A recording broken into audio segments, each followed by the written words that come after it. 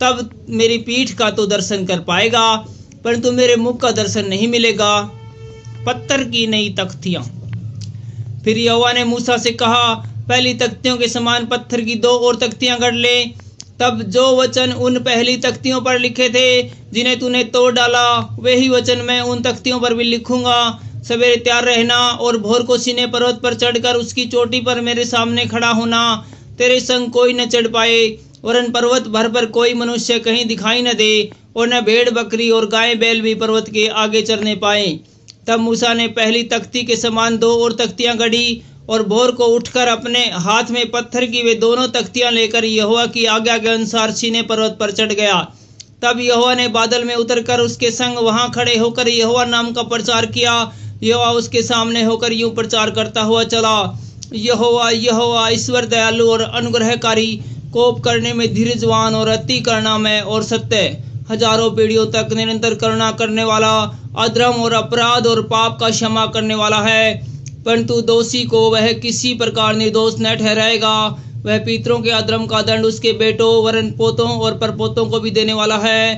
तब मूसा ने तुरंत पृथ्वी की ओर झुककर दंडवत किया और उसने कहा, हे प्रभु, यदि तेरे अनुग्रह की दृष्टि मुझ पर हो तो प्रभु हम लोगों के बीच में होकर चले।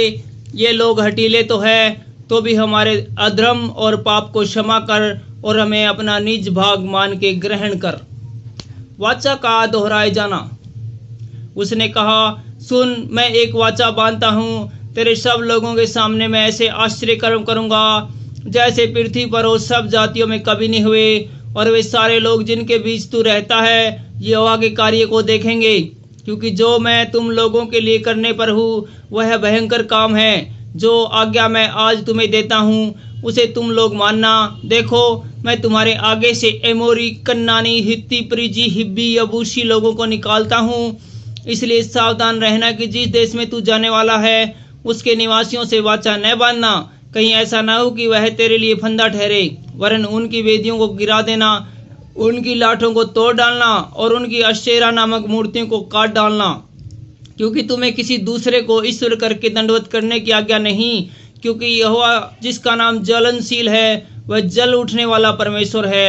ऐसा न हो कि तू उस देश के निवासियों से वाचा बांधे और वे अपने देवताओं के पीछे होने का वह विचार करे और उनके लिए बलिदान भी करे, और कोई तुझे न्योता दे और तू भी उसके पशु बल का मांस खाए, और तू अपनी बेटियों को अपने बेटों के लिए लाए, और उनकी बेटियां जो आप अपने देवताओं के पीछे होने का वह विचार करती है, तेरे बेटों से भी अपने देवताओं के पीछे होने का वह विचार कराए।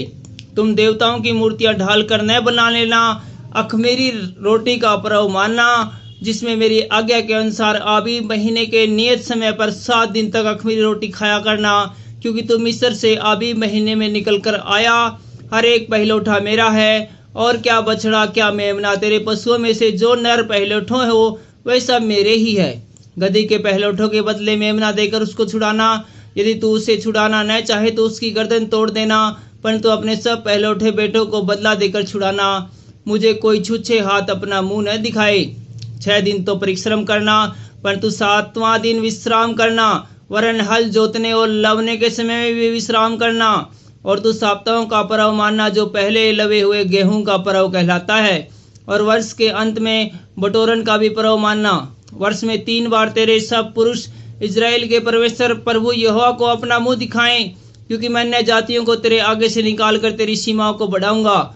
और जब तू अपने परमेश्वर यहोवा को अपना मुंह दिखाने के लिए वर्ष में 3 बार आया करे, तब कोई तेरी भूमि का लालच न करेगा। मेरे बलिदान के लहू को खमीर सहित न चढ़ाना, और न फसह के पर्व के बलिदान में से कुछ सवेर तक रहने देना। अपनी भूमि की पहली उपज का पहला भाग अपने परमेश्वर यहोवा के भवन में ले आना। बकरी के बच्चे को उसकी माँ के दूध में न पकाना। तब यहोवा ने मूसा से कहा, ये वचन रख ले, क्योंकि इन्हीं वचनों के अनुसार मैंने तेरे और इजराइल के साथ वाचा बांधी है। वहाँ मूसा यहोवा के संग 40 दिन रात रहा, और तब तक न तो उसने रोटी खाई और न पानी पिया। और उसने उन तख्तियों पर वाचा के वचन अर्थात 10 आज्ञाएं लिख दी। मूसा का पहाड़ से उतरना। जब मूसा साक्षी की दोनों तख्तियां हाथ में लिए हुए सीने पर्वत से उतर रहा था, तब यहोवा के साथ बातें करने के कारण उसके चेहरे से किरणें निकल रही थी परंतु वह यह बात नहीं जानता था कि उसके चेहरे से किरणें निकल रही है। जब हारून और सब इजराइलियों ने मूसा को देखा कि उसके चेहरे से किरणें निकल रही है, तब वे उसके पास जाने से डर गए।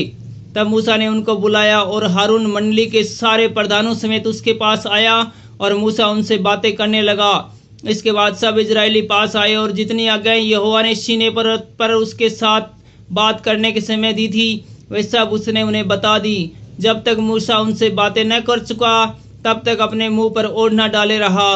परंतु जब जब मूसा भीतर यहोवा से बात करने को उसको सामने जाता, तब तक वह उस ओढ़नी को निकालते समय तक उतारे हुए रहता था। फिर यहोवा आकर जो जो आज्ञा उससे मिलती उन्हें इजरायलियों से कह देता था। इजरायली मूसा का चेहरा देखते थे कि उससे किरणें निकलती है, और जब तक वह यहोवा से बातें करने को भीतर न जाता, तब तक वह उस ओढ़नी को डाले रहता था। Thank you.